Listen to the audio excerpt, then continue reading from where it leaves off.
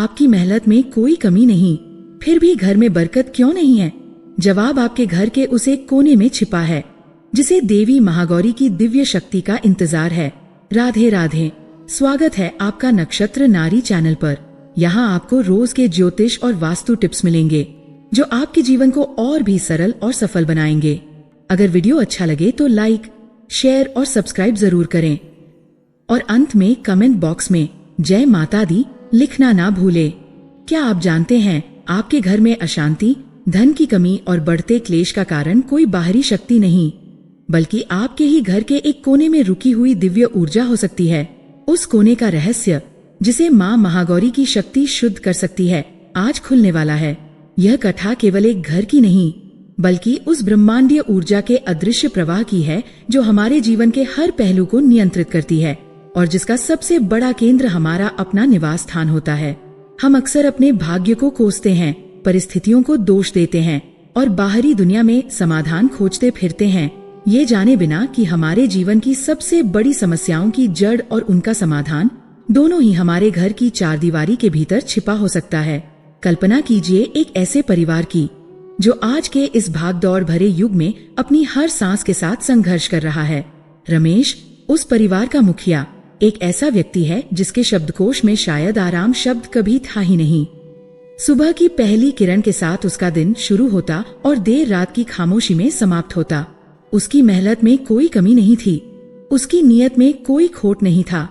वह एक ईमानदार व्यक्ति था जो केवल अपने परिवार को एक सुरक्षित और सुखी भविष्य देना चाहता था। उसकी पत्नी सुनीता एक आदर्श गृहिणी और एक समर्पित माँ थी। उसकी सुबह पूजा घर में जलते दिए की लौ और मंत्रों के शांत उच्चारण से शुरू होती थी। वह घर के हर सदस्य की छोटी बड़ी जरूरतों का ध्यान रखती, बच्चों की परवरिश में कोई कसर नहीं छोड़ती और अपने पति के हर संघर्ष में एक मूक स्तंभ की तरह खड़ी रहती। उनके 2 बच्चे थे, एक लड़का और एक लड़की, दोनों ही होनहार और संस्कारी। बाहर से देखने पर यह एक उत्तम परिवार का चित्र था, एक ऐसा परिवार जिसके पास सफलता के सारे तत्व मौजूद थे। परंतु उस चित्र के रंगों के नीचे एक गहरी अदृश्य दरार पनप रही थी। रमेश की अथक मेहनत के बावजूद उनके घर में लक्ष्मी का वास नहीं हो पा रहा था। पैसा आता था पर पानी की तरह बह जाता। कोई न कोई अप्रत्याशित खर्च हमेशा मुंह बाए खड़ा रहता। कभी किसी की बीमारी, कभी व्यापार में अचानक हुआ नुकसान, तो कभी कोई ऐसी सामाजिक जिम्मेदारी जो उनकी कमर तोड़ देती। रमेश के चेहरे पर अब स्थायी रूप से चिंता की लकीरें बस गई थीं। उसकी रातों की नींद गायब हो चुकी थी और दिन का चैन भी। वह अक्सर छोटे छोटे मामलों पर चिढ़ जाता और उसका गुस्सा घर के शांत माहौल में जहर घोल देता। सुनीता की पूजा और प्रार्थनाएं अब उसे केवल एक औपचारिकता लगने लगी थीं। उसके मन में एक अजीब सी निराशा घर कर गई थी। उसे लगता जैसे उसकी प्रार्थनाएं ईश्वर तक पहुंचने से पहले ही किसी अदृश्य दीवार से टकराकर लौट आती हैं। घर की दीवारों में एक अजीब सी उदासी और भारीपन समा गया था। बच्चे भी अब पहले की तरह चहकते नहीं थे। वे या तो आपस में लड़ते रहते या फिर अपने अपने कमरों में चुपचाप खोए रहते। उनकी आंखों की चमक फीकी पड़ रही थी और पढ़ाई में भी उनका मन उखड़ने लगा था। उन्हें ये समझ नहीं आ रहा था कि आखिर गड़बड़ी कहाँ है। वे हर नियम का पालन करते, हर त्योहार मनाते और अपनी ओर से धर्म और कर्म के मार्ग पर चलने की पूरी कोशिश करते। फिर भी उनके जीवन की गाड़ी एक दलदल में फंसी हुई महसूस होती थी, जहाँ हर प्रयास उन्हें और गहराई में धंसा देता था। वे नहीं जानते थे कि इस पहेली का उत्तर किसी व्यक्ति या परिस्थिति में नहीं, बल्कि उनके अपने घर की संरचना में, उसकी ऊर्जा के प्रवाह में छिपा हुआ था। उनके घर के उत्तर पूर्व दिशा के कोने में, जिसे वास्तुशास्त्र की भाषा में ईशान कोण कहा जाता है, उनके दुर्भाग्य का केंद्र बिंदु स्थापित हो चुका था। वह कोना जिसे उन्होंने अनुपयोगी समझकर घर का कबाड़ खाना बना दिया था, जहाँ पुरानी टूटी फूटी कुर्सियां, जंग लगे संदूक और सालों की धूल जमा थी, वही उनके जीवन की प्रगति और शांति के मार्ग का सबसे बड़ा अवरोधक था। वह अंधेरा और अव्यवस्थित कोना केवल एक भौतिक स्थान नहीं था, वह एक आध्यात्मिक घाव बन चुका था, जहाँ से नकारात्मक ऊर्जा रिस कर उनके पूरे जीवन को दूषित कर रही थी। अब प्रश्न यह उठता है कि एक अदृश्य ज्योतिषीय शक्ति, एक छाया ग्रह, हमारे भौतिक जीवन और हमारे घर को कैसे प्रभावित कर सकता है? इसका उत्तर वास्तुशास्त्र के सिद्धांतों में छिपा है। वास्तुशास्त्र केवल भवन निर्माण का विज्ञान नहीं है, यह ब्रह्मांडीय ऊर्जा को एक सीमित स्थान में संतुलित करने की कला है। हमारा घर एक जीवित इकाई है, एक छोटा ब्रह्मांड जो बाहरी ब्रह्मांड की ऊर्जाओं के साथ निरंतर संवाद करता है। इस घर का सबसे पवित्र, सबसे संवेदनशील और सबसे महत्वपूर्ण हिस्सा होता है उसका उत्तर पूर्व कोना यानी ईशान कोण। यह दिशा देवताओं का स्थान मानी जाती है। ये घर का मस्तिष्क है।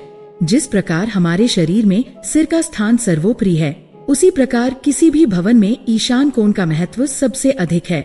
यह वह प्रवेश द्वार है जहाँ से ब्रह्मांड की सकारात्मक और दिव्य ऊर्जा, जिसे हम प्राण शक्ति कहते हैं, घर में प्रवेश करती है। यह ज्ञान, विवेक, आध्यात्मिकता और समृद्धि का क्षेत्र है। जब यह कोना खुला, स्वच्छ, हल्का और ऊर्जावान होता है तो घर में रहने वाले लोगों की सोच स्पष्ट होती है, उनके निर्णय सही होते हैं, उनके मन में शांति और संतोष का वास होता है और उनके जीवन में समृद्धि का प्रवाह स्वाभाविक रूप से बना रहता है। जब किसी व्यक्ति की कुंडली में राहु का नकारात्मक प्रभाव बढ़ता है तो वह सबसे पहले इसी पवित्र स्थान पर आक्रमण करता है। राहु, जो स्वयं एक अंधकार और भ्रम की ऊर्जा है, प्रकाश के इस स्रोत को सबसे पहले दूषित करने का प्रयास करता है। वह व्यक्ति की बुद्धि को इस प्रकार भ्रमित करता है कि वह अनजाने में ही अपने घर के ईशान कोण को भारी, गंदा और अवरुद्ध कर देता है। वहाँ या तो शौचालय का निर्माण हो जाता है, जो सबसे बड़ा वास्तु दोष है, या फिर उसे स्टोर रूम बना दिया जाता है, जहाँ घर का सारा टूटा फूटा और अनुपयोगी सामान फेंक दिया जाता है। इस प्रकार जहाँ से जीवनदायिनी ऊर्जा का प्रवेश होना था, उस मार्ग को हम स्वयं ही बंद कर देते हैं। अब घर में सकारात्मक ऊर्जा का आगमन रुक जाता है और भीतर की नकारात्मक ऊर्जा को बाहर निकलने का मार्ग नहीं मिलता। घर एक ऐसे तालाब की तरह हो जाता है जिसका ताजा पानी का स्रोत बंद हो गया हो और अब उसका पानी धीरे धीरे सड़ने लगता है। यही रमेश और सुनीता के घर में हो रहा था। उनके घर का ईशान कोण राहु के नकारात्मक प्रभाव का भौतिक प्रतिबिंब बन चुका था। उस कोने में जमा कबाड़ और अंधकार उनके मन में बसे भ्रम और निराशा का ही स्वरूप था। यह अध्याय अब हर उस व्यक्ति के मन में एक गहरा सवाल पैदा करता है जो अपने जीवन में इसी तरह के संघर्षों से जूझ रहा है। क्या मेरे घर में भी यही हो रहा है? क्या मेरी आर्थिक तंगी, मेरे मानसिक तनाव और मेरे परिवार में बढ़ते क्लेश का स्रोत मेरे ही घर का ईशान कोण है? ये एक ऐसा प्रश्न है जो हमें अपने आसपास देखने पर मजबूर कर देता है, अपने घर के उन कोनों को जांचने पर विवश कर देता है जिन्हें हमने हमेशा नजरअंदाज किया है।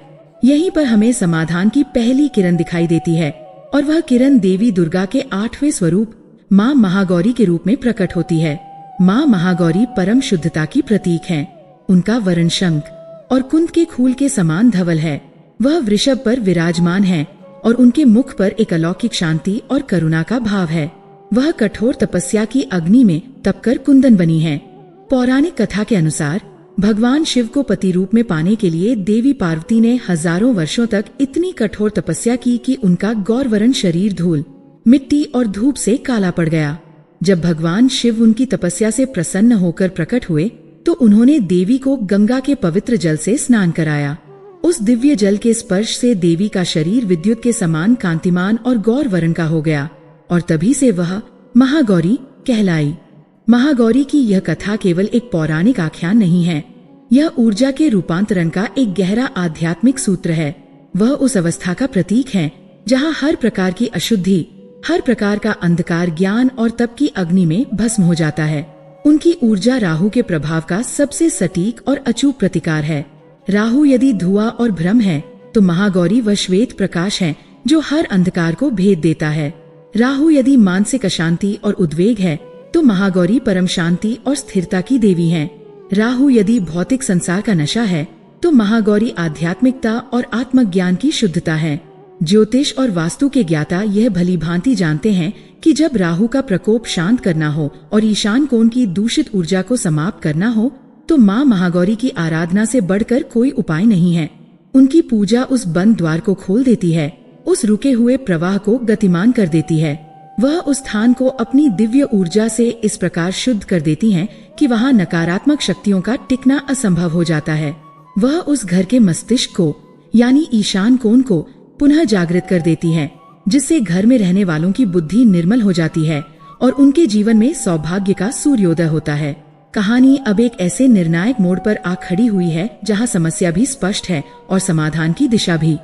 रमेश और सुनीता का संघर्ष, राहु का अदृश्य प्रहार, ईशान कोण का वास्तु दोष और मां महागौरी की शुद्ध करने वाली शक्ति, ये सारे बिंदु अब एक साथ जुड़ चुके हैं। लेकिन एक अंतिम और सबसे महत्वपूर्ण प्रश्न अभी भी अनुत्तरित है। अगर आपके घर का वह कोना जिसे आप सिर्फ एक साधारण कमरा समझते हैं, असल में आपके सौभाग्य का ताला है, तो उसकी चाबी क्या है? वह कौन सा विशिष्ट ज्ञान है? वह कौन सी क्रिया है जिसके द्वारा महागौरी की उस दिव्य ऊर्जा को जागृत किया जा सकता है? उस ताले को खोलने की विधि क्या है? और उस चाबी का रहस्य, उस प्रक्रिया का गूढ़ ज्ञान किसी आधुनिक किताब में नहीं, बल्कि हजारों साल पुरानी उसी पौराणिक कथा में छिपा है, जिसमें माँ पार्वती के महागौरी बनने की यात्रा का वर्णन है। उस कथा के गर्भ में केवल एक कहानी नहीं, बल्कि ऊर्जा विज्ञान का वह गुप्त सूत्र है जो आपके घर और आपके भाग्य को हमेशा के लिए बदल सकता है। यह उस समय की बात है जब ब्रह्मांड एक गहरे शून्य और वैराग्य में डूबा हुआ था। देवी सती अपने पिता दक्ष के यज्ञ में अपने पति भगवान शिव का अपमान सहन न कर पाने के कारण स्वयं को योगाग्नि में भस्म कर चुकी थी। उनके इस आत्मत्याग से आहत और क्रुद्ध शिव सती के जले हुए शरीर को लेकर पूरे ब्रह्मांड में तांडव करने लगे थे। उनके क्रोध से सृष्टि का संतुलन बिगड़ने लगा था। तब भगवान विष्णु ने अपने सुदर्शन चक्र से देवी सती के शरीर के टुकड़े टुकड़े कर दिए, जो पृथ्वी पर जहां जहां गिरे वहां शक्तिपीठों की स्थापना हुई। इस घटना के बाद भगवान शिव एक सर्वत्यागी तपस्वी बन गए। उन्होंने संसार के सभी मोहमाया और कर्तव्यों से स्वयं को विरक्त कर लिया और हिमालय की एक अनाम गुफा में गहन अंतहीन समाधि में लीन हो गए। उनके बिना सृष्टि शक्तिहीन और उद्देश्यहीन हो गई। देवता असहाय हो गए, क्योंकि तारकासुर नामक एक असुर ने अपने तप से यह वरदान पा लिया था कि उसकी मृत्यु केवल शिव के पुत्र के हाथों ही हो सकती थी। और शिव, जो वैराग्य के शिखर पर थे, उनके लिए विवाह और पुत्र की कल्पना भी असंभव थी। इसी ब्रह्मांडीय संकट के समाधान के रूप में देवी सती ने हिमालय के राजा हिमवान और उनकी पत्नी मैना के घर में पुत्री के रूप में पुनर्जन्म लिया। पर्वतराज की पुत्री होने के कारण उनका नाम पार्वती पड़ा। पार्वती कोई साधारण बालिका नहीं थी, वह आदिशक्ति का ही स्वरूप थी और उनके जन्म का एकमात्र उद्देश्य भगवान शिव को पुनः गृहस्थ जीवन में लौटाकर सृष्टि के संतुलन को स्थापित करना था। बचपन से ही उनके मन में शिव के प्रति एक सहज और अटूट अनुराग था। जब अन्य बालिकाएं खेलकूद में व्यस्त रहती, तब पार्वती अपनी सखियों के साथ शिवलिंग बनाती और उसकी पूजा में रम जाती। जैसे जैसे वह बड़ी हुई, उनका यह अनुराग एक दृढ़ संकल्प में बदल गया। उन्होंने मन, वचन और कर्म से शिव को ही अपना पति मान लिया था। देवर्षि नारद ने भी उनके माता पिता को यह भविष्यवाणी कर दी थी कि पार्वती का विवाह भगवान शिव के साथ ही होना तय है, परंतु इसके लिए उन्हें कठोर तपस्या करनी पड़ेगी। यह सुनकर जहां उनके माता पिता चिंतित हो गए, वहीं पार्वती के संकल्प को एक दिशा मिल गई। वह समझ गईं कि जिस वैरागी शिव को संसार की कोई भी शक्ति उनकी समाधि से डिगा नहीं सकती, उन्हें केवल निस्वार्थ प्रेम और कठोर तप की शक्ति से ही जीता जा सकता है। और इस प्रकार उस महान तपस्या का आरंभ हुआ जिसकी मिसाल आज भी तीनों लोकों में दी जाती है। राजकुमारी पार्वती, जिन्होंने अपना जीवन महलों के ऐश्वर्य और सुख सुविधाओं में बिताया था, ने अपने समस्त राजसी वस्त्र और आभूषण त्याग दिए। उन्होंने अपने मुलायम रेशमी वस्त्रों के स्थान पर वृक्षों की छाल को धारण किया और अपने केशों को एक तपस्विनी की भांति जटाओं में बांध लिया। अपने माता पिता की अश्रुपूर्ण विदाई और चिंताओं को पीछे छोड़कर वह हिमालय के उन दुर्गम वनों में चली गई, जहां साधारण मनुष्य एक पल भी जीवित नहीं रह सकता। उन्होंने एक ऐसे स्थान को अपनी तपोस्थली बनाया जहां प्रकृति अपने सबसे कठोर रूप में विद्यमान थी। उन्होंने अपनी तपस्या का आरंभ फलाहार से किया। कई वर्षों तक वह केवल कंदमूल और फलों का सेवन करके शिव की आराधना में लीन रहीं। उनकी इंद्रियां पूरी तरह उनके वश में थीं। संसार का कोई भी आकर्षण या भय उनके मन को डिगा नहीं सकता था। उनकी आंखों में केवल शिव का ही ध्यान था और उनकी हर सांस नमः शिवाय का ही जाप करती थी। जैसे जैसे समय बीतता गया, उनकी तपस्या और भी कठोर होती गई। ग्रीष्म ऋतु की प्रचंड गर्मी में जब धरती किसी जलते हुए तवे के समान तपती थी, तब देवी पार्वती पंचाग्नि तप करती थीं। वह अपने चारों ओर 4 दिशाओं में अग्नि प्रज्वलित करती और 5वीं अग्नि के रूप में सूर्य को अपने मस्तक पर सहन करती हुई एक पैर पर खड़ी होकर शिव का ध्यान करती। अग्नि की लपटें उनके कोमल शरीर को झुलसा देती, परंतु उनके मन की लगन की अग्नि के सामने वह ताप भी शीतल प्रतीत होता था। जब वर्षा ऋतु का आगमन होता और आकाश से मूसलाधार वर्षा होती, बिजली कड़कती और तूफान सब कुछ तहस नहस कर देता, तब भी वह अडिग होकर आकाश के नीचे जल की धाराओं को सहन करती हुई अपनी तपस्या में लीन रहती। शीत ऋतु में जब हिमालय की चोटियां बर्फ की मोटी चादर से ढक जाती और तापमान 0 से भी नीचे चला जाता, तब वह किसी बर्फीले जलाशय के कंठ तक डूबे हुए जल में खड़े होकर रात दिन शिव का जाप करती। उनका शरीर ठंड से नीला पड़ जाता, पर उनके संकल्प की ऊष्मा उन्हें जीवित रखती। उनकी इस असाधारण तपस्या को देखकर बड़े बड़े ऋषि मुनि और देवता भी चकित रह गए। कई वर्षों के इस कठोर तप के बाद उन्होंने अपनी तपस्या को और भी ऊंचे स्तर पर ले जाने का निश्चय किया। उन्होंने पहले फलों का त्याग किया और फिर कई वर्षों तक केवल वृक्षों से गिरे हुए सूखे पत्तों को खाकर तप करती रहीं। इसी कारण उनका एक नाम अपर्णा भी पड़ा, अर्थात वह जिसने पत्तों का सेवन भी त्याग दिया हो। अंततः उन्होंने अन्न और जल का भी पूर्ण रूप से त्याग कर दिया और केवल वायु का सेवन करके अपनी साधना को जारी रखा। अब उनका शरीर पूरी तरह से सूख चुका था, उनकी त्वचा पर झुर्रियां पड़ गई थीं और उनका दिव्य लावण्य एक कठोर आवरण के नीचे छिप गया था। जिस शरीर की सुंदरता की उपमा चंद्रमा से दी जाती थी, वह अब धूल, मिट्टी, पत्तों और मौसम की मार से पूरी तरह काला पड़ गया था। उनका वह स्वर्ण के समान दमकता हुआ गौर वर्ण एक काली मैली परत के नीचे कहीं खो गया था। वह ऐसी दिखती थी मानो कोई जीवित कंकाल हो, जिस पर केवल सांसों का एक महीन धागा अटका हुआ हो। परंतु इस क्षीण होते शरीर के भीतर उनकी आत्मा का तेज करोड़ों सूर्यों के समान प्रखर होता जा रहा था। उनकी तपस्या की ऊर्जा से तीनों लोक प्रकाशित हो रहे थे। अब हम इस कथा के उस बिंदु पर पहुंचते हैं जहां इसका गहरा रहस्य खुलता है, वह रहस्य जो हमारे और आपके घर से जुड़ा है। जरा एक क्षण के लिए विचार कीजिए, देवी पार्वती का वह मैला, काला और कांतिहीन हो चुका शरीर किसका प्रतीक है? वह हमारे ही उस घर का प्रतीक है जहां ऊर्जा का प्रवाह रुक गया है। वह उस घर का प्रतीक है जिसमें वास्तु दोष है, जहां ईशान कोण में अंधकार और गंदगी का साम्राज्य है।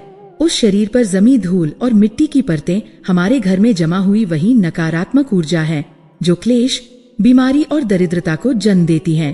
पार्वती का वह काला पड़ चुका वर्ण राहु ग्रह के उसी नकारात्मक प्रभाव का द्योतक है जो हमारी बुद्धि पर पर्दा डालकर हमें निराशा और भ्रम के गर्त में धकेल देता है।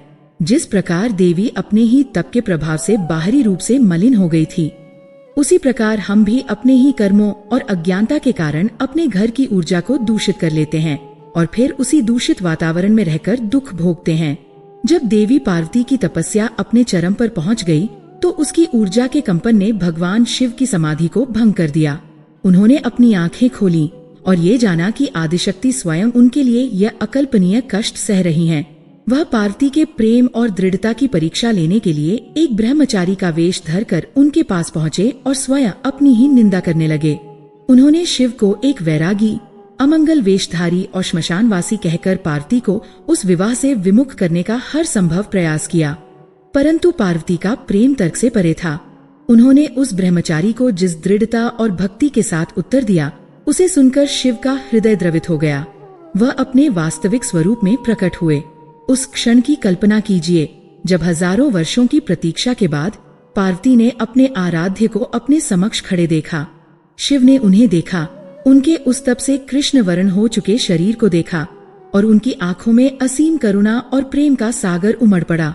उन्होंने देवी पार्वती से कहा, हे पार्वती, तुम्हारी तपस्या सफल हुई। मैं तुमसे पूर्णतः प्रसन्न हूँ। आज से तुम मेरी अर्धांगिनी हो। और फिर उन्होंने वह किया जो इस कथा का और हमारे विषय का सबसे महत्वपूर्ण हिस्सा है। उन्होंने अपनी जटाओं से पतित पावनी गंगा का आह्वान किया और उन्हें देवी पार्वती को स्नान कराने का आदेश दिया। वह गंगा जल कोई साधारण जल नहीं था, वह ब्रह्मद्रव था, परम पवित्रता और दिव्यता का बहता हुआ स्वरूप। जैसे ही उस दिव्य जल की पहली धारा ने देवी के कृष्ण वर्ण शरीर का स्पर्श किया, एक चमत्कार हुआ। हजारों वर्षों की जमी हुई धूल, मिट्टी और कालिमा एक क्षण में ऐसे घुल गई जैसे सूर्य के उदय होते ही अंधकार विलीन हो जाता है। उस मैली परत के नीचे से देवी का असली, स्वाभाविक और परम दिव्य स्वरूप प्रकट होने लगा। उनका शरीर शुद्ध स्वर्ण की भांति दमक उठा। उनकी त्वचा शंख और चंद्रमा से भी अधिक धवल और कांतिमान हो गई। वह इतनी गौरवर्ण और तेजोमयी लग रही थी कि उनकी आभा से दशों दिशाएं प्रकाशित हो गईं। उनका यही शुद्ध, पवित्र और परम उज्ज्वल स्वरूप महागौरी कहलाया। अब इस कथा के सबसे गहरे सूत्र को समझिए। भगवान शिव द्वारा इस्तेमाल किया गया वह गंगाजल क्या था? वह केवल जल नहीं था, वह दिव्य उपाय था। वह ब्रह्मांडीय समाधान था जो किसी भी प्रकार की अशुद्धि, किसी भी प्रकार की नकारात्मकता को शुद्ध करने की क्षमता रखता है। यह कथा हमें यह अमूल्य ज्ञान देती है कि हर समस्या, हर अंधकार, हर दोष का निवारण शुद्धिकरण की प्रक्रिया में छिपा है। जिस प्रकार गंगाजल के स्पर्श ने देवी के शरीर की सारी कालिमा धो दी, उसी प्रकार एक दिव्य उपाय हमारे घर की सारी नकारात्मक ऊर्जा, सारे वास्तु दोष और सारे क्लेश को धो सकता है। यह कथा इस शाश्वत सत्य का प्रमाण है कि शुद्धता से ही दिव्यता और समृद्धि का आगमन होता है। जब तक घर में अशुद्धि और ऊर्जा का अवरोध रहेगा, तब तक कोई भी पूजा, कोई भी मेहनत पूर्ण फल नहीं दे सकती। पहले शुद्धिकरण आवश्यक है, ठीक वैसे ही जैसे देवी पार्वती का महागौरी के रूप में प्राकट्य होने से पहले गंगाजल से स्नान आवश्यक था। यह ज्ञान हमें उस प्रश्न के और भी निकट ले आता है जो हमारे मन में उमड़ रहा है। देवी ने तो स्वयं को साक्षात गंगाजल से पवित्र कर लिया और महागौरी कहलाई। उनकी तपस्या पूर्ण हुई और उन्हें शिव की प्राप्ति हुई। लेकिन आप और हम क्या करें? हमारे घर का गंगाजल क्या है? वह कौन सी एक चीज है जो उस पवित्र गंगाजल का भौतिक प्रतिनिधित्व करती है?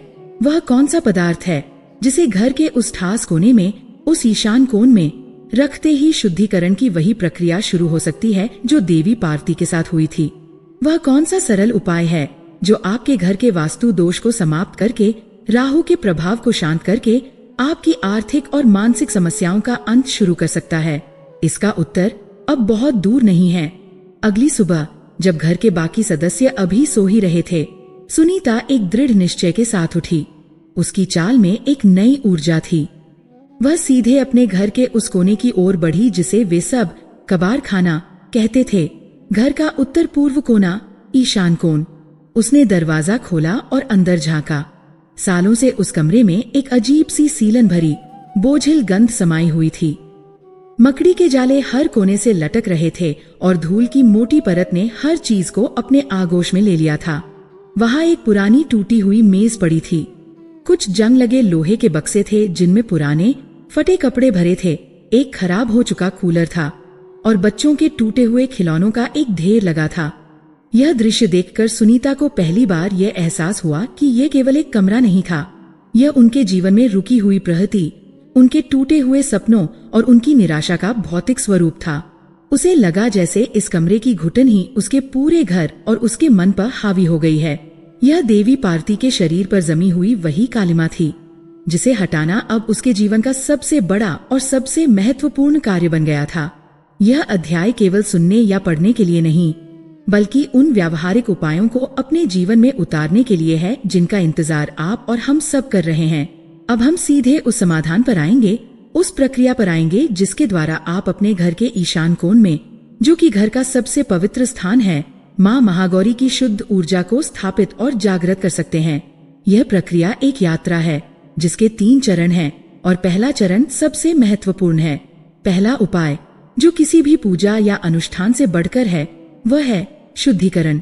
इसका अर्थ है ईशान कोण से हर उस वस्तु को हटा देना जो वहाँ की ऊर्जा को भारी, स्थिर या नकारात्मक बनाती है। उस कोने से सारा भारी सामान, हर प्रकार का कबाड़ और हर कण गंदगी का पूरी तरह से सफाया कर दें। यह कोना हमेशा असाधारण रूप से साफ, हल्का और जहाँ तक संभव हो खाली होना चाहिए। सुनीता ने यही किया। उसने सबसे पहले कमरे की खिड़की खोली ताकि ताजी हवा और रोशनी अंदर आ सके। फिर उसने एक एक करके सामान बाहर निकालना शुरू किया। वह टूटी मेज, जो शायद सालों से वहीं पड़ी थी, सबसे पहले बाहर निकली। जैसे ही वह हटी, सुनीता को लगा जैसे उसके अपने सिर से कोई बोझ कम हो गया हो। अब प्रश्न उठता है कि ऐसा क्यों? ईशान कोण को खाली और हल्का रखना इतना महत्वपूर्ण क्यों है? इसका उत्तर वास्तुशास्त्र के सबसे गहरे रहस्य वास्तु पुरुष की अवधारणा में छिपा है। पौराणिक कथा के अनुसार प्राचीन काल में एक विशालकाय पुरुष उत्पन्न हुआ, जिसने अपनी विशालता से पूरी पृथ्वी को ढक लिया। देवता भयभीत हो गए और उन्होंने ब्रह्मा जी के आदेश पर उस पुरुष को पृथ्वी पर औंधे मुंह लिटाकर उसके शरीर के विभिन्न अंगों पर वास कर लिया। वही विशालकाय पुरुष वास्तु पुरुष कहलाए और किसी भी भूमि या भवन के अधिष्ठाता देवता बन गए। जब उन्हें पृथ्वी पर लिटाया गया तो उनका सिर उत्तर पूर्व दिशा यानी ईशान कोण में आया, उनके पैर दक्षिण पश्चिम नैऋत्य में और उनकी भुजाएं उत्तर पश्चिम वायव्य और दक्षिण पूर्व आग्नेय में फैली। इसी कारण वास्तुशास्त्र में ईशान कोण को घर का सिर या मस्तिष्क माना जाता है। जिस प्रकार हमारे शरीर में हमारा मस्तिष्क हमारी सोच, हमारी बुद्धि, हमारे निर्णय, हमारी चेतना और हमारे भविष्य की योजनाओं को नियंत्रित करता है, ठीक उसी प्रकार ईशान कोण हमारे घर की चेतना और उसमें रहने वाले लोगों की मानसिक स्थिति को नियंत्रित करता है। यह देवगुरु बृहस्पति का स्थान है, जो ज्ञान, विवेक और धर्म के कारक है। जब आप इस स्थान पर भारी सामान, कबाड़ या गंदगी रखते हैं तो ये ठीक वैसा ही है जैसे आपने अपने ही सिर पर एक भारी पत्थर रख लिया हो। वहाँ की अव्यवस्था, क्लटर, सीधे तौर पर आपकी सोच को अव्यवस्थित कर देती है। आपके मन में भ्रम, कंफ्यूजन पैदा होता है। आप सही समय पर सही निर्णय नहीं ले पाते। नए विचार और अवसर आपके मन में प्रवेश ही नहीं कर पाते क्योंकि ऊर्जा का प्रवेश द्वार ही बंद है। इससे आपकी आर्थिक प्रगति सीधे तौर पर बाधित होती है, क्योंकि हर आर्थिक सफलता एक स्पष्ट विचार और एक सही निर्णय का ही परिणाम होती है। सुनीता जैसे जैसे उस कमरे से सामान हटा रही थी, वह अनजाने में ही अपने और अपने परिवार के मानसिक अवरोधों को हटा रही थी। यह प्रक्रिया ठीक वैसी ही थी जैसे कोई देवी पार्वती के तप से काले पड़ चुके शरीर पर जमी धूल और पत्तों की परतों को हटा रहा हो। हर हटाया गया कबाड़ शुद्धि की ओर एक कदम था। कुछ घंटों की मेहनत के बाद वह कमरा पूरी तरह से खाली हो गया। सुनीता ने झाड़ू और पानी से उस कमरे के कोने कोने को धोया। उसने दीवारों पर लगे जालों को साफ किया। वर्षों बाद उस कमरे की जमीन और दीवारों ने सूरज की रोशनी को महसूस किया। कमरे का वातावरण पूरी तरह बदल चुका था। वह बोझिल गंध गायब हो चुकी थी और उसकी जगह एक ताजगी ने ले ली थी। जब रमेश ऑफिस से घर लौटा और उस कमरे को देखा तो वह हैरान रह गया। उसे अपनी आंखों पर विश्वास नहीं हुआ। उस खाली और स्वच्छ कमरे में खड़े होकर उसे एक अजीब सी शांति और हल्कापन महसूस हुआ, जो उसने अपने ही घर में पहले कभी महसूस नहीं किया था। ये शुद्धिकरण का पहला और सबसे शक्तिशाली प्रभाव था। अब यात्रा का दूसरा चरण आता है, स्थापना। आपने स्थान को तो शुद्ध कर दिया, ठीक वैसे ही जैसे देवी पार्वती का शरीर तप के बाद स्वच्छ हो गया था, परंतु अब वहाँ दिव्यता को स्थापित करना है। इसके लिए आपको अपने घर के गंगाजल की आवश्यकता है, जिसका संकेत हमें महागौरी की कथा में मिला था। आपके घर का गंगाजल है शुद्ध जल। एक साफ सुंदर कांच का कटोरा या फिर एक तांबे का पात्र लें। कांच पारदर्शिता और स्पष्टता का प्रतीक है, जबकि तांबा एक अत्यंत पवित्र और ऊर्जावान धातु मानी जाती है जो नकारात्मकता को नष्ट करती है। इस पात्र में शुद्ध ताजा जल भरें।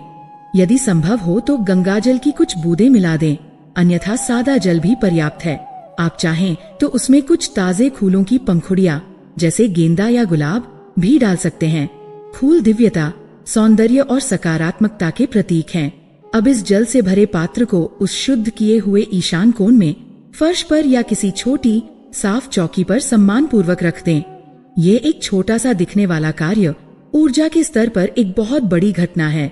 ईशान कोण, जैसा कि हमने जाना, जल तत्व का स्थान है। जल का गुण है प्रवाहित होना, शुद्ध करना और ऊर्जा को ग्रहण करना। जब आप एक पात्र में शुद्ध जल उस कोने में रखते हैं तो वह जल एक शक्तिशाली ऊर्जा चुंबक की तरह काम करने लगता है। वह आपके घर में मौजूद हर प्रकार की सूक्ष्म नकारात्मक ऊर्जा, जैसे किसी की बुरी नजर, कलह से उत्पन्न हुए नकारात्मक स्पंदन या चिंता और भय की तरंगों को अपनी ओर सोखना शुरू कर देता है, ठीक उसी तरह जैसे एक स्पंज पानी को सोख लेता है। इसके साथ ही वह ब्रह्मांड से आने वाली सकारात्मक प्राण शक्ति को ग्रहण करके अपने आसपास के वातावरण में प्रसारित करना शुरू कर देता है। यह आपके घर का प्रतीकात्मक गंगाजल है। जो निरंतर आपके घर की ऊर्जा का शुद्धिकरण करता रहता है। हर दिन या हर दूसरे दिन इस जल को बदलना और पुराने जल को किसी पौधे में डाल देना चाहिए ताकि नकारात्मक ऊर्जा घर से बाहर निकल जाए। इस उपाय का ज्योतिषीय संबंध सीधा राहु के प्रभाव से है। जैसा कि हमने पहले चर्चा की, राहु एक छाया ग्रह है जिसका स्वभाव भ्रम और मानसिक अशांति पैदा करना है। राहु की ऊर्जा अस्थिर, बेचैन और तूफानी होती है। इसके विपरीत जल तत्व, विशेषकर जब वह शांत और स्थिर हो, तो उसमें एक अद्भुत शांति और ठहराव होता है। जैसे ही आप ईशान कोण को साफ करके वहां जल की स्थापना करते हैं, आप उस स्थान के नैसर्गिक स्वामी देवगुरु बृहस्पति की शक्ति को जागृत कर देते हैं। बृहस्पति ज्ञान और विवेक के देवता हैं। जल की शांत और शीतल ऊर्जा राहु की गर्म और बेचैन करने वाली ऊर्जा को शांत करती है। बृहस्पति का ज्ञान राहु के भ्रम को काट देता है। जो व्यक्ति पहले हर बात में उलझन महसूस करता था, जिसे कोई रास्ता नहीं सूझता था, अब उसी व्यक्ति को अपने मन में एक स्पष्टता महसूस होने लगती है। सही निर्णय लेने की क्षमता वापस आने लगती है। यह ठीक वैसा ही है जैसे किसी धुएं से भरे कमरे की खिड़की खोल दी जाए और ताजी हवा के आते ही धुआं छंट जाए और सब कुछ साफ दिखाई देने लगे। सुनीता ने एक सुंदर तांबे के लोटे में ताजा जल भरा, उसमें एक पीला गेंदे का फूल डाला और उसे उस साफ सुथरे ईशान कोण में रख दिया। उस जलपात्र को वहां रखते हुए उसे ऐसा लगा जैसे उसने अपने घर के हृदय में प्राण प्रतिष्ठा कर दी हो। उस दिन घर का माहौल बदलाव दलासा था। बच्चों की लड़ाई नहीं हुई। रमेश जब शाम को घर आया तो उसके चेहरे पर तनाव की लकीरें कुछ कम थीं। उसे ऑफिस से एक छोटी सी अच्छी खबर मिली थी। कोई बड़ा चमत्कार नहीं हुआ, पर एक सकारात्मक बदलाव की शुरुआत हो चुकी थी, जिसका अनुभव घर का हर सदस्य अनजाने में ही कर रहा था। ऊर्जा बदलनी शुरू हो गई थी। इस प्रकार आपने शुद्धिकरण का पहला चरण पूरा किया और स्थापना का दूसरा। आपने देवी पार्वती के शरीर से धूल हटा दी और उसे गंगा जल से स्नान भी करा दिया। आपने अपने घर के मस्तिष्क को अव्यवस्था से मुक्त कर दिया है और वहां पवित्र जल रखकर नकारात्मक ऊर्जा को शांत कर दिया है। घर में एक शांति का अनुभव होने लगा है, लेकिन यात्रा अभी पूरी नहीं हुई है। अब तीसरा और अंतिम चरण आता है, जो इस शांत ऊर्जा को एक शक्तिशाली, सक्रिय और परिणाम देने वाली शक्ति में बदल देगा। आपने जगह को शुद्ध कर दिया और पवित्र जल भी रख दिया। ऊर्जा बदलनी शुरू हो गई है, लेकिन इस शांत ऊर्जा को एक शक्तिशाली चुंबकीय क्षेत्र में कैसे बदलें, जो धन और अवसरों को ठीक उसी तरह आपकी ओर खींच लाए जैसे एक चुंबक लोहे को खींचता है। इस शांति को समृद्धि में कैसे बदलें? इसका रहस्य बहुत बड़ा नहीं, बल्कि एक छोटी सी टिमटिमाती हुई लौ में छिपा है।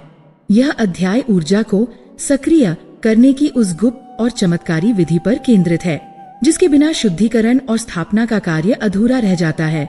कल्पना कीजिए कि आपके पास एक बहुत शक्तिशाली और कीमती यंत्र है जो अद्भुत कार्य कर सकता है, लेकिन जब तक आप उसे ऊर्जा का स्रोत प्रदान नहीं करेंगे, जब तक आप उसका स्विच ऑन नहीं करेंगे, तब तक वह केवल एक निर्जीव वस्तु ही बना रहेगा। आपके घर का शुद्ध और जल से संतुलित किया हुआ ईशान कोण भी उसी शक्तिशाली यंत्र की तरह है। वह अब दिव्यता को ग्रहण करने के लिए तैयार है, पर उसे सक्रिय करने के लिए, उसे चार्ज करने के लिए आपको अग्नि तत्व का आह्वान करना होगा, और यह आह्वान होता है एक छोटे से दीपक के माध्यम से। तीसरा उपाय, जो इस यात्रा का सबसे महत्वपूर्ण मोड़ है, वह है ऊर्जा को सक्रिय करना। इसके लिए आपको हर दिन अपनी सुविधानुसार सुबह या शाम उस पवित्र ईशान कोण में गाय के शुद्ध घी का एक दीपक जलाना है। ये सुनने में एक बहुत ही साधारण सा धार्मिक कृत्य लग सकता है, जो हम में से कई लोग शायद अपने पूजा घरों में करते भी होंगे, परंतु जब यह कृत्य सही स्थान पर, सही भावना और सही ज्ञान के साथ किया जाता है, तो यह एक साधारण कृत्य न रहकर एक शक्तिशाली ऊर्जा यज्ञ बन जाता है। आइए इसके पीछे छिपे गहरे विज्ञान और आध्यात्म को समझें। सबसे पहले, गाय का घी ही क्यों? हमारे वैदिक शास्त्रों में गाय को गावो विश्वस्य मातरः कहा गया है, अर्थात गाय विश्व की माता है। उसे एक साधारण पशु नहीं, बल्कि एक चलता फिरता देवलोक माना जाता है, जिसके शरीर में 33 कोटि देवी देवताओं का वास है। गाय से प्राप्त होने वाली हर वस्तु, चाहे वह दूध हो, दही हो, गोमूत्र हो या गोबर, दिव्य औषधीय और आध्यात्मिक गुणों से भरपूर मानी जाती है, परंतु इन सब में घी को सर्वोच्च स्थान प्राप्त है। घी दूध का सार है, उसका सबसे शुद्ध और ऊर्जावान स्वरूप। इसे हविष्य की श्रेणी में रखा गया है, अर्थात वह पदार्थ जो देवताओं को अर्पित करने के लिए सबसे योग्य और पवित्र है। जब आप यज्ञ में घी की आहुति देते हैं तो ये माना जाता है कि अग्नि देव उस आहुति को सूक्ष्म रूप में परिवर्तित करके सीधे आपके इष्ट देव तक पहुंचाते हैं। घी स्नेह और पोषण का प्रतीक है। यह नकारात्मकता को शांत करता है और सात्विक ऊर्जा का निर्माण करता है। जब आप गाय के घी का दीपक जलाते हैं तो आप केवल एक लौ नहीं जला रहे होते, बल्कि आप अपने घर में सात्विक, दिव्य और पोषण देने वाली ऊर्जा का आह्वान कर रहे होते हैं। अब बात करते हैं दीपक की लौ की। अग्नि तत्व पंच तत्वों में सबसे शक्तिशाली और रूपांतरणकारी तत्व है। अग्नि का स्वभाव है ऊर्ध्वगामी होना, अर्थात हमेशा ऊपर की ओर उठना। यह हमें संदेश देती है कि हमारी चेतना को भी हमेशा निम्न स्तर से उच्च स्तर की ओर उठना चाहिए। अग्नि का दूसरा गुण है रूपांतरण। ये किसी भी स्थूल पदार्थ को भस्म करके उसे ऊर्जा, प्रकाश और ऊष्मा में बदल देती है। जब आप घी का दीपक जलाते हैं तो उसकी लौ उस घी, स्थूल पदार्थ को दिव्य प्रकाश और सकारात्मक ऊर्जा में रूपांतरित कर देती है। यह लौ आपके घर में मौजूद किसी भी प्रकार की बची खुची, भारी और नकारात्मक ऊर्जा को भस्म करना शुरू कर देती है। जिस प्रकार सूर्य का प्रकाश कीटाणुओं का नाश कर देता है, उसी प्रकार दीपक की ये पवित्र लौ उन अदृश्य नकारात्मक ऊर्जाओं और विचारों को नष्ट कर देती है जो निराशा, आलस्य और बीमारी का कारण बनते हैं। और सबसे महत्वपूर्ण बात, यह दीपक उस जल की ऊर्जा को कई गुना बढ़ा देता है जिसे आपने वहां स्थापित किया है। जल और अग्नि का यह संयोजन वास्तु में एक अद्भुत संतुलन पैदा करता है। जल जो नकारात्मकता को सोख रहा है, अब अग्नि के संपर्क में आकर निरंतर शुद्ध होता रहता है। दीपक की लौ उस जल को चार्ज करती है, उसे एक साधारण जल से एक अभिमंत्रित जल में बदल देती है। अब वह जल पात्र केवल नकारात्मकता को सोखने वाला एक स्पंज नहीं रह जाता, बल्कि सकारात्मक ऊर्जा को विकीर्ण करने वाला एक छोटा पावर स्टेशन बन जाता है। ईशान कोण, जो जल और बृहस्पति का स्थान है, में जब अग्नि का प्रकाश पहुंचता है तो यह ज्ञान की अग्नि का प्रतीक बन जाता है। यह उस घर में रहने वालों की बुद्धि को प्रखर करता है, उनकी अंतरात्मा को जागृत करता है और उन्हें सही और गलत के बीच भेद करने की क्षमता प्रदान करता है। सुनीता ने अगले दिन शाम को स्नान करके एक छोटा सा मिट्टी का दिया लिया, उसमें गाय का शुद्ध घी डाला और एक रुई की बाती लगाकर उसे उस शांत पवित्र कोने में जल से भरे तांबे के लोटे के पास जलाया। जैसे ही उसने माचिस की तीली से बाती को छुआ और वह छोटी सी लौ प्रकट हुई, उसे लगा जैसे उस पूरे कमरे का और शायद पूरे घर का चरित्र ही बदल गया हो। वह कमरा जो कल तक केवल साफ और शांत लग रहा था, अब जीवंत और जागृत महसूस हो रहा था। दिए की सुनहरी रोशनी दीवारों पर नृत्य कर रही थी और तांबे के लोटे पर पड़कर एक दिव्य आभा बना रही थी। सुनीता ने हाथ जोड़कर माँ महागौरी का ध्यान किया और प्रार्थना की, हे माँ, जिस प्रकार आपने अपनी तपस्या की अग्नि से शिव को पाया, उसी प्रकार मेरे घर में जलने वाली ये श्रद्धा की लौ आपकी कृपा को आकर्षित करे। उस एक क्षण में उसे एक गहरी और अवर्णनीय शांति का अनुभव हुआ। अब इस यात्रा का चौथा उपाय आता है, जो इस ऊर्जा को पूरे घर में फैलाने और वातावरण को अंतिम रूप से शुद्ध करने के लिए है। यह उपाय है वातावरण शुद्धि। इसके लिए आपको कपूर या गुग्गुल की धूनी देनी है। दीपक जहाँ एक स्थान पर रहकर ऊर्जा केंद्र का निर्माण करता है, वहीं धूनी का धुआं उस ऊर्जा को घर के कोने कोने तक पहुँचाने का काम करता है। कपूर एक अत्यंत पवित्र पदार्थ है। यह बिना कोई अवशेष छोड़े पूरी तरह से जल जाता है, जो इस बात का प्रतीक है कि हमें भी अपने अहंकार को बिना कोई निशान छोड़े ईश्वर में विलीन कर देना चाहिए। वैज्ञानिक रूप से कपूर का धुआं हवा में मौजूद बैक्टीरिया और वायरस जैसे सूक्ष्म कीटाणुओं का नाश करता है और वातावरण को शुद्ध बनाता है, परंतु इसका आध्यात्मिक प्रभाव इससे कहीं अधिक गहरा है।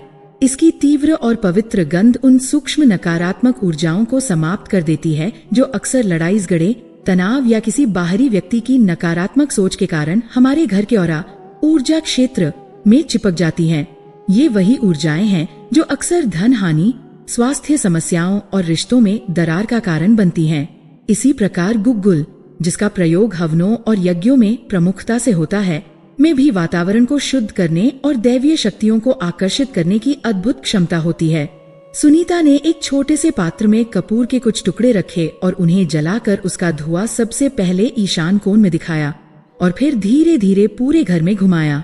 उस धुएं के साथ साथ जैसे घर में बसी हुई पुरानी बोझिल यादें और तनाव भी बाहर निकलते जा रहे थे। घर का वातावरण हल्का, सुगंधित और सकारात्मक महसूस होने लगा। जब रमेश और बच्चे घर आए तो उन्हें भी यह बदलाव महसूस हुआ। घर अब केवल ईंट और गारे का एक ढांचा नहीं, बल्कि एक मंदिर जैसा महसूस हो रहा था, जहां एक सकारात्मक और शांत ऊर्जा हर कोने में व्याप्त थी।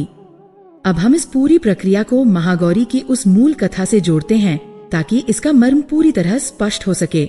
याद कीजिए, देवी पार्वती की तपस्या की अग्नि ने ही उस ऊर्जा को उत्पन्न किया था जिसने भगवान शिव के गहन वैराग्य और समाधि को भंग कर दिया था। उनकी तपस्या कोई शांत और निष्क्रिय प्रक्रिया नहीं थी, वह एक प्रचंड ऊर्जा का उत्सर्जन था, एक ऐसा शक्तिशाली आह्वान था जिसे ब्रह्मांड की सर्वोच्च चेतना भी अनदेखा नहीं कर सकी। ठीक उसी तरह आपके घर के ईशान कोण में जलने वाली ये दीपक की लौ आपकी श्रद्धा और संकल्प की अग्नि है।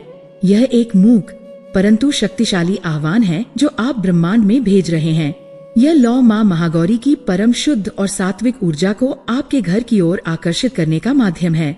जिस प्रकार तपस्या की अग्नि ने शिव को आकर्षित किया, उसी प्रकार यह दीपक की लौ मां महागौरी की कृपा, उनके आशीर्वाद और उनकी समृद्धि देने वाली शक्ति को आपके घर की ओर खींचती है।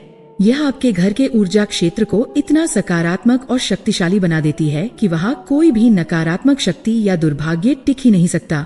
इस प्रकार रमेश और सुनीता के घर में अब एक पूर्ण रूपांतरण की प्रक्रिया चल रही थी। ईशान कोण की सफाई से मानसिक स्पष्टता आई, पृथ्वी तत्व का संतुलन, वहाँ जल रखने से शांति और भावनात्मक स्थिरता आई, जल तत्व का संतुलन, दीपक जलाने से ऊर्जा सक्रिय हुई और ज्ञान का प्रकाश फैला, अग्नि तत्व का संतुलन, और कपूर की धुनी से पूरे घर का वातावरण शुद्ध और पवित्र हो गया, वायु और आकाश तत्व का संतुलन। पंच तत्व अब अपने सही स्थान पर सही स्वरूप में संतुलित हो रहे थे। उनके जीवन में छोटे छोटे सकारात्मक बदलाव अब स्पष्ट दिखने लगे थे। रमेश को अपने व्यापार में एक नया अवसर मिला जो पहले असंभव लग रहा था। सुनीता का मन अब शांत और प्रसन्न रहने लगा था। बच्चों का ध्यान पढ़ाई में वापस लौट रहा था। घर में हंसी और संवाद का माहौल फिर से बनने लगा था। उन्होंने स्थान को शुद्ध कर दिया है, पवित्र जल भी स्थापित कर दिया है और सौभाग्य की अग्नि भी प्रज्वलित कर दी है। ऊर्जा का चक्र अब गतिमान हो चुका है। ऐसा प्रतीत होता है कि सब कुछ पूर्ण हो गया है, परंतु ब्रह्मांड के नियम बड़े सूक्ष्म होते हैं। एक अंतिम चीज अभी भी बाकी है, एक अंतिम कड़ी जो इस पूरे किए गए कार्य को स्थायित्व प्रदान करेगी, उसे सुरक्षित करेगी और उसे सीधे ब्रह्मांड की अनंत सकारात्मक ऊर्जा के स्रोत से जोड़ देगी। आपने अपने घर के यंत्र को तैयार कर लिया है, उसे ऊर्जा भी दे दी है, पर अब उसे ब्रह्मांडीय नेटवर्क के साथ ट्यून करना बाकी है। यह ट्यूनिंग कैसे होगी? इसका रहस्य छिपा है एक दिव्य ध्वनि में, एक ऐसे नाद में जो आपके घर की ऊर्जा को ब्रह्मांड की लय के साथ एकाकार करके आपके भाग्य को हमेशा के लिए एक सकारात्मक दिशा में सील कर सकती है।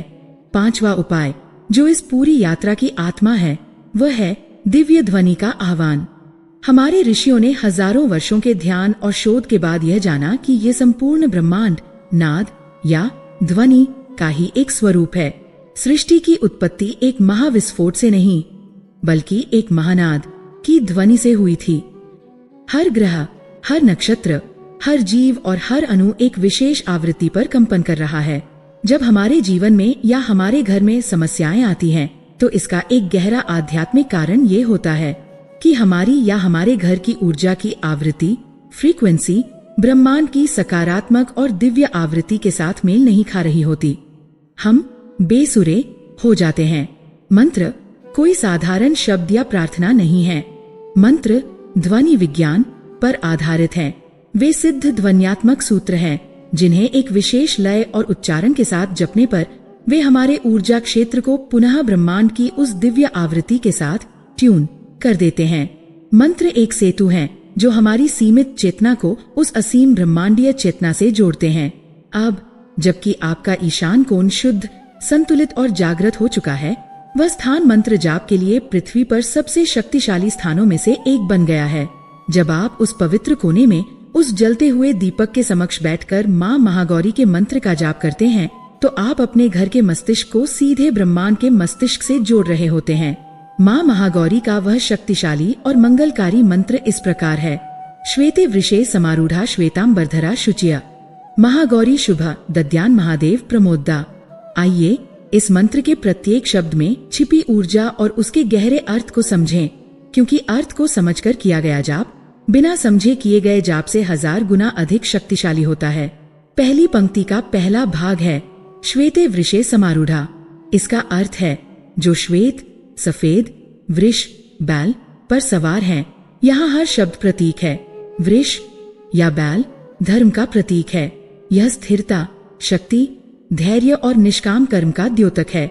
यह हमें सिखाता है कि जीवन में शक्ति का उपयोग हमेशा धर्म और धैर्य के साथ ही करना चाहिए। और यह वृष श्वेत रंग परम शुद्धता, सात्विकता और ज्ञान का प्रतीक है।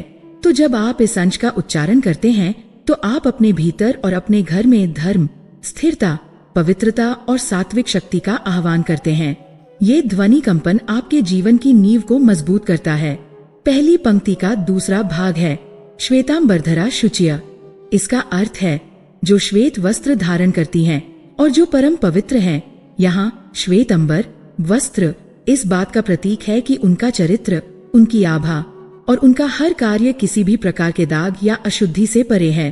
और शुचिया शब्द का अर्थ है आंतरिक और बाह्य दोनों ही रूपों में परम पवित्र। जब आप इन शब्दों का जाप करते हैं तो आप अपने मन, अपनी आत्मा और अपने घर के वातावरण से हर प्रकार की सूक्ष्म अशुद्धि को दूर करने के लिए ब्रह्मांड से प्रार्थना करते हैं। ये ध्वनि उन नकारात्मक विचारों और भावनाओं को काट देती है जो हमारे मन को मैला करते हैं। दूसरी पंक्ति का पहला भाग है महागौरी शुभ दद्यान। इसका अर्थ है वे महागौरी हम सबको शुभ प्रदान करें। शुभ शब्द में सब कुछ समाहित है। अच्छा स्वास्थ्य, धन, समृद्धि, सफलता, सम्मान और मानसिक शांति। यह मंत्र का फलश्रुति है जहां आप सीधे सीधे देवी से अपने कल्याण की याचना कर रहे हैं। यह आपके इरादे को स्पष्ट करता है और आपकी प्रार्थना को एक निश्चित दिशा देता है। और अब दूसरी पंक्ति का दूसरा और सबसे महत्वपूर्ण भाग महादेव प्रमोदा। इसका अर्थ है जो महादेव को प्रमोद, आनंद प्रदान करती है। यह इस मंत्र का सबसे गहरा रहस्य है। इसका अर्थ है कि माँ महागौरी की परम शक्ति और प्रसन्नता का स्रोत भगवान शिव को आनंदित करने में है। आध्यात्मिक स्तर पर शिव परम चेतना के प्रतीक हैं और शक्ति महागौरी प्रकृति या ऊर्जा की। जब ऊर्जा चेतना के अधीन होकर उसे आनंदित करने के लिए कार्य करती है तभी शुभ का जन्म होता है। यह हमें सिखाता है कि हमारे जीवन में सच्ची समृद्धि और आनंद तभी आता है जब हमारे भौतिक कार्य, शक्ति, हमारी आध्यात्मिक चेतना शिव के साथ पूर्ण सामंजस्य में होते हैं। जब आप इस अंश का जाप करते हैं तो आप अपने जीवन में उस परम सामंजस्य और संतुलन के लिए प्रार्थना करते हैं। सुनीता ने स्नान आदि से निवृत्त होकर उस जागृत ईशान कोण में एक साफ आसन बिछाया। वह जलते हुए दीपक और जल से भरे तांबे के पात्र के सामने बैठ गई। उसने अपनी आंखें बंद की और कुछ क्षणों के लिए माँ महागौरी के उस धवल, शांत और करुणामयी स्वरूप का ध्यान किया। फिर उसने बहुत ही श्रद्धा और स्पष्ट उच्चारण के साथ इस मंत्र का जाप शुरू किया। पहले पहल उसका मन भटक रहा था, लेकिन जैसे जैसे वह मंत्र की गहराइयों में उतरती गई उसे लगा जैसे उसका शरीर और मन एक दिव्य कंपन से भर गया हो। उसे महसूस हुआ कि ये ध्वनि केवल उसके कंठ से नहीं निकल रही, बल्कि उस कमरे की हर दीवार, जलता हुआ दीपक और वह जल का पात्र भी उसके साथ उस मंत्र का जाप कर रहा है। वह एक अद्भुत अनुभव था जहाँ व्यक्ति और वातावरण एक ही दिव्य ध्वनि में एकाकार हो गए थे। इस मंत्र का ज्योतिषीय प्रभाव भी अत्यंत गहरा है। यह मंत्र सीधे तौर पर 2 ग्रहों को संतुलित करता है जो हमारे जीवन पर सबसे अधिक प्रभाव डालते हैं, राहु और चंद्रमा। राहु, जैसा कि हम जानते हैं, भ्रम, अंधकार, अस्थिरता और अज्ञात भय का कारक है। महागौरी का यह मंत्र जो परम शुद्धता, स्थिरता, वृष और प्रकाश, श्वेत वर्ण का आह्वान करता है, राहु के अंधकार में प्रभाव के लिए एक अचूक औषधि की तरह है। यह राहु द्वारा उत्पन्न किए गए मानसिक धुएं को छांटकर बुद्धि को निर्मल और स्पष्ट बना देता है। दूसरा ग्रह है चंद्रमा, जो हमारे मन, हमारी भावनाओं और हमारी माँ का कारक है। जब चंद्रमा कमजोर या पीड़ित होता है तो व्यक्ति को मानसिक अशांति, चिंता, अवसाद और भावनात्मक अस्थिरता का सामना करना पड़ता है। माँ महागौरी का स्वरूप चंद्रमा की तरह ही शीतल, शांत और धवल है। उनकी आराधना और इस मंत्र का जाप सीधे हमारे चंद्रमा को बल देता है, मन को शांत करता है और भावनाओं में स्थिरता लाता है। अब आता है इस यात्रा का छठा और अंतिम उपाय, जो है समर्पण का भाव। बिना समर्पण के कोई भी पूजा, कोई भी उपाय पूर्ण नहीं होता। ऊर्जा का नियम है कि आप जो देते हैं वही पाते हैं। अब तक आपने ब्रह्मांड से ऊर्जा को ग्रहण किया है। अब आपका कर्तव्य है कि आप कृतज्ञता और समर्पण के साथ ब्रह्मांड को कुछ अर्पित करें। यह अर्पण भोग के माध्यम से होता है। माँ महागौरी को सफेद वस्तुएं अत्यंत प्रिय हैं। आप उन्हें सफेद फूल जैसे चमेली या मोगरा और सबसे महत्वपूर्ण एक नारियल का भोग लगाएं। नारियल को हमारे शास्त्रों में श्रीफल कहा गया है, अर्थात सबसे श्री, पवित्र और सौभाग्यशाली फल। यह भोग की साधारण वस्तु नहीं है, यह समर्पण का सबसे गहरा प्रतीक है। नारियल की संरचना को देखिए। उसके ऊपर एक कठोर, मोटी और बदरंग परत होती है। यह हमारे अहंकार का प्रतीक है। हमारा वह कठोर आवरण जो हमें दुनिया के सामने सख्त और अलग दिखाता है। जब आप उस परत को उतारते हैं तो भीतर रेशे निकलते हैं। ये हमारी अनगिनत इच्छाओं और सांसारिक लगाव के प्रतीक हैं। और जब इन रेशों को भी हटा दिया जाता है तो भीतर एक अत्यंत कठोर गोला निकलता है। यह हमारा सूक्ष्म अहंकार है, हमारी मैं की भावना। पूजा में जब हम नारियल को देवता के समक्ष फोड़ते हैं तो यह वास्तव में अपने इसी अहंकार को ईश्वर के चरणों में तोड़ने का प्रतीक है। और जब वह अहंकार टूटता है तो भीतर से क्या निकलता है? सफेद, शुद्ध और निर्मल गिरी और मीठा, पवित्र जल। यह सफेद गिरी हमारी शुद्ध आत्मा का प्रतीक है, जो अहंकार के टूटने के बाद ही प्रकट होती है। और भीतर का जल हमारे शुद्ध संस्कारों का। तो जब आप माँ महागौरी को नारियल का भोग लगाते हैं तो आप वास्तव में उनसे ये कह रहे होते हैं, हे माँ, मैं अपना यह अहंकार रूपी नारियल आपके चरणों में तोड़ता हूँ और भीतर की ये शुद्ध आत्मा आपको समर्पित करता हूँ। कृपया इसे स्वीकार करें। यह समर्पण का भाव, यह पूजा आपके द्वारा किए गए सभी वास्तु उपायों, स्थान की शुद्धि, जल की स्थापना, दीपक का प्रज्वलन, वातावरण की शुद्धि और मंत्र का जाप, इन सब पर एक दैवीय मुहर लगा देती है। यह ब्रह्मांड को एक संदेश भेजता है कि आपने ये सब केवल एक टोटके की तरह नहीं, बल्कि पूरी श्रद्धा और समर्पण के साथ किया है। यही समर्पण उन उपायों के प्रभाव को कई गुना बढ़ा देता है और उन्हें स्थायी बना देता है। सुनीता ने मंत्र जाप के बाद कुछ सफेद फूल और एक नारियल माँ महागौरी को अर्पित किया। उसने मन ही मन अपनी और अपने परिवार की ओर से कृतज्ञता व्यक्त की। उस दिन उनके घर का वातावरण ऐसा था जैसे वहां साक्षात देवी का वास हो। एक गहरी, अवर्णनीय शांति और सुरक्षा की भावना ने पूरे घर को अपने आगोश में ले लिया था। अब आपने अपने घर को शुद्ध कर लिया है। आपने अपने मन को मंत्र की शक्ति से संतुलित कर लिया है और आपने अपनी आत्मा को समर्पण के भाव से परमात्मा से जोड़ लिया है। आपका घर, मन और आत्मा तीनों अब माँ महागौरी की दिव्य ऊर्जा के साथ एकाकार हो चुके हैं।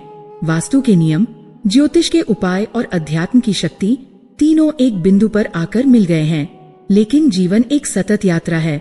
आपने एक सिद्धि तो प्राप्त कर ली है, पर इन सिद्धियों को, इस शांति और समृद्धि को जीवन भर अपने साथ कैसे बनाए रखें? वह कौन सा अंतिम रहस्य है जो ये सुनिश्चित करेगा कि यह दिव्यता आपके घर में केवल एक मेहमान बनकर न आए, बल्कि एक स्थायी सदस्य बनकर बस जाए? अंतिम अध्याय उस रहस्य से पर्दा उठाएगा जो ये सुनिश्चित करेगा कि समृद्धि और शांति आपके घर का स्थायी पता बन जाए। दूसरा सूत्र था तत्वों की शुचिता। हमने जल और अग्नि, इन दो महातत्वों का सही प्रयोग सीखा। ईशान कोण में रखा जल का पात्र घर की नकारात्मक ऊर्जा को सोखने और शांति प्रदान करने का माध्यम बना, जबकि घी का दीपक उस शांत ऊर्जा को सक्रिय करने और ज्ञान का प्रकाश फैलाने का स्रोत बना। यह उस साफ किए हुए गर्भगृह में देवता के स्नान और आरती की व्यवस्था करने जैसा था। इसने नींव के ऊपर एक संतुलित संरचना का निर्माण किया। तीसरा सूत्र था ध्वनि की शुचिता। हमने माँ महागौरी के सिद्ध मंत्र की शक्ति को जाना। मंत्र के दिव्य कंपनों ने हमारे घर के ऊर्जा क्षेत्र को ब्रह्मांड की सकारात्मक लय के साथ जोड़ दिया। यह उस मंदिर में प्राण प्रतिष्ठा करने जैसा था, जहां अब केवल मूर्ति नहीं बल्कि साक्षात देवत्व का वास हो गया था। इसने उस संरचना में आत्मा का संचार किया। अब तक की ये यात्रा अद्भुत और शक्तिशाली है।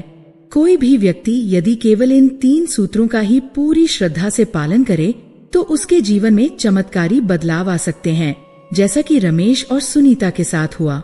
परंतु यदि आप इस बदलाव को स्थायी बनाना चाहते हैं, यदि आप चाहते हैं कि यह दिव्यता आपके भाग्य का हिस्सा बन जाए, तो आपको चौथे और अंतिम सूत्र को अपने जीवन में उतारना होगा, जो इन सबसे ऊपर है और जिसके बिना पहले तीनों सूत्र अधूरे और अस्थायी हैं। और वह अंतिम और सबसे बड़ा सूत्र है कर्म की शुचिता। इसका अर्थ है अपने मन, अपने वचन और अपने कर्म तीनों स्तरों पर पवित्रता को धारण करना। यह इस यात्रा का सबसे कठिन परंतु सबसे सार्थक पड़ाव है। माँ महागौरी का एक नाम शुचिः भी है, अर्थात परम पवित्र। उनकी ऊर्जा केवल वहीं स्थायी रूप से निवास कर सकती है जहां आंतरिक शुद्धता का वास हो। आप बाहर से अपने घर को कितना भी चमका लें, कितने भी दिए जला लें और कितने भी मंत्र जाप कर लें, लेकिन जिस घर के भीतर रहने वाले लोगों के मन में एक दूसरे के प्रति घृणा, ईर्ष्या और क्रोध भरा हो, जहां लोग अपनी वाणी से एक दूसरे को निरंतर घायल करते हों, या जहां लोग अपने कर्मों में बेईमानी और अधर्म का आचरण करते हों, वहां कोई भी वास्तु उपाय या पूजा लंबे समय तक काम नहीं कर सकती। ऐसी स्थिति में वे उपाय एक सुंदर सुगंधित फूल को एक कूड़े के ढेर पर रखने जैसे हो जाते हैं। कुछ समय के लिए वह अपनी सुगंध फैलाएगा, परंतु अंततः वह भी उसी गंदगी का हिस्सा बनकर सड़ जाएगा। आइए कर्म की इस त्रिस्तरीय शुचिता को गहराई से समझें। पहला स्तर है मन की शुचिता।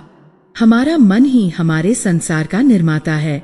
आपके घर का ईशान कोण भले ही साफ हो, लेकिन यदि आपका मन ईर्ष्या, द्वेष, लोभ और चिंता के कबाड़ से भरा है, तो आप उसी नकारात्मक ऊर्जा को निरंतर उत्पन्न कर रहे हैं जिसे आपने इतनी मेहनत से बाहर निकाला था। जब रमेश ऑफिस में अपने किसी सहयोगी की तरक्की से जलता है, या जब सुनीता अपनी किसी पड़ोसी के नए आभूषणों को देखकर अपने भाग्य को कोसती है, तो वे अपने ही मन में राहु को निमंत्रण दे रहे होते हैं। राहु भ्रम और असंतोष का ही तो नाम है। मन की यह अशुद्धि एक सूक्ष्म विष की तरह होती है, जो धीरे धीरे आपके घर के पवित्र वातावरण को फिर से दूषित करने लगती है। मन की शुचिता का अर्थ है सचेत होकर अपने विचारों पर ध्यान देना, नकारात्मक विचारों को पहचानना और उन्हें सकारात्मक विचारों से बदलना, दूसरों की सफलता में प्रसन्न होना, अपने पास जो है उसके लिए कृतज्ञता का भाव रखना और सबके प्रति मन में मंगल कामना करना। यह एक दिन का अभ्यास नहीं, यह एक सतत साधना है। दूसरा स्तर है वचन की शुचिता। हमारी वाणी में सृजन और विनाश दोनों की अद्भुत शक्ति है। जिस घर में सुबह की शुरुआत ही लड़ाई झगड़े, कठोर वचनों और तानाशाही से होती है, उस घर की ऊर्जा उसी क्षण खंडित हो जाती है। कठोर शब्द केवल ध्वनि नहीं होते, वे नकारात्मक ऊर्जा के बाण होते हैं जो सुनने वाले के साथ साथ बोलने वाले के ऑरा को भी भेद देते हैं। जिस घर में लोग एक दूसरे से झूठ बोलते हैं, चुगली करते हैं या अपमानजनक भाषा का प्रयोग करते हैं, वहाँ घी के दीपक का प्रकाश कभी भी उस वाणी के अंधकार को पूरी तरह से मिटा नहीं सकता। वचन की शुचिता का अर्थ है सोच समझकर बोलना, सत्य बोलना परंतु प्रिय बोलना, किसी की निंदा करने से बचना, अपनी वाणी का प्रयोग दूसरों को प्रेरित करने, उन्हें सांत्वना देने और प्रेम व्यक्त करने के लिए करना। जब आपके मुख से निकला हर शब्द प्रेम और सत्य से सिक्त होगा, तो आपकी वाणी स्वयं एक मंत्र बन जाएगी। और तीसरा और अंतिम स्तर है कर्म की शुचिता। ये हमारे आचरण की पवित्रता है। रमेश अपने व्यापार में लाभ कमाने के लिए यदि किसी ग्राहक से झूठ बोलता है या घटिया माल देता है, तो वह अपने घर में अधर्म की ऊर्जा को लेकर आता है। उस बेईमानी से कमाया हुआ धन अपने साथ दुर्भाग्य और अशांति का बीज लेकर आता है। जो देरस बेर उसके परिवार की शांति को भंग कर ही देता है। यदि कोई अपनी जिम्मेदारियों से भागता है, अपने माता पिता का अनादर करता है या किसी असहाय को सताता है, तो उसके द्वारा की गई कोई भी पूजा ईश्वर तक नहीं पहुंच सकती। कर्म की शुचिता का अर्थ है अपने हर कर्तव्य को पूरी ईमानदारी और निष्ठा से निभाना, अपने काम को ईश्वर की पूजा समझकर करना, किसी के साथ धोखा न करना, न्याय और धर्म के मार्ग पर चलना, चाहे उसमें कितना भी कष्ट क्यों न हो, क्योंकि धर्म के मार्ग पर चलकर कमाई हुई एक रोटी अधर्म के महल से कहीं अधिक शांति और संतोष देती है। उस रात के बाद रमेश और सुनीता के जीवन में एक नया अध्याय शुरू हुआ। उन्होंने ये समझ लिया था कि असली पूजा अब शुरू हुई है। सुनीता ने घर के ईशान कोण को तो साफ रखा ही, साथ ही उसने अपने मन के ईशान कोण को भी साफ रखने का संकल्प लिया। उसने कृतज्ञता का अभ्यास शुरू किया। वह हर छोटी बड़ी चीज के लिए ईश्वर को धन्यवाद देती। रमेश ने अपने व्यापार में एक नया सिद्धांत अपनाया, पूर्ण पारदर्शिता और ईमानदारी। शुरुआत में उसे कुछ कठिनाई हुई, पर धीरे धीरे बाजार में उसकी प्रतिष्ठा एक ईमानदार व्यापारी के रूप में स्थापित हो गई और उसका व्यापार पहले से कहीं अधिक फलने फूलने लगा। उन्होंने अपनी वाणी पर संयम रखना सीखा। जब भी क्रोध आता, वे चुप हो जाते। उन्होंने एक दूसरे की सराहना करना शुरू किया। उनके घर का वातावरण अब केवल बाहरी उपायों से नहीं, बल्कि उनकी आंतरिक पवित्रता से पोषित हो रहा था। और इस प्रकार यह यात्रा, जो एक परेशान, क्लेश और अभाव से भरे घर से शुरू हुई थी, वह एक ऐसे दिव्य मंदिर जैसे घर पर आकर समाप्त होती है, जहाँ केवल समृद्धि ही नहीं, बल्कि स्थायी शांति और संतोष का वास है।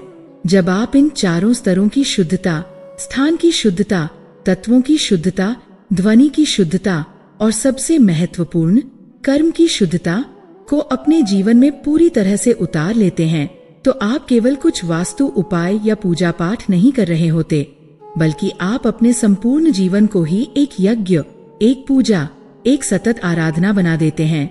आपका हर कर्म एक आहुति बन जाता है, आपका हर वचन एक स्तोत्र बन जाता है और आपका हर विचार एक पुष्प बन जाता है जो आप ईश्वर के चरणों में अर्पित कर रहे हैं। यही और केवल यही माँ महागौरी का सच्चा आशीर्वाद पाने का और सौभाग्य, शुद्धता और समृद्धि को अपने जीवन में स्थायी बनाने का अंतिम और सबसे बड़ा रहस्य है।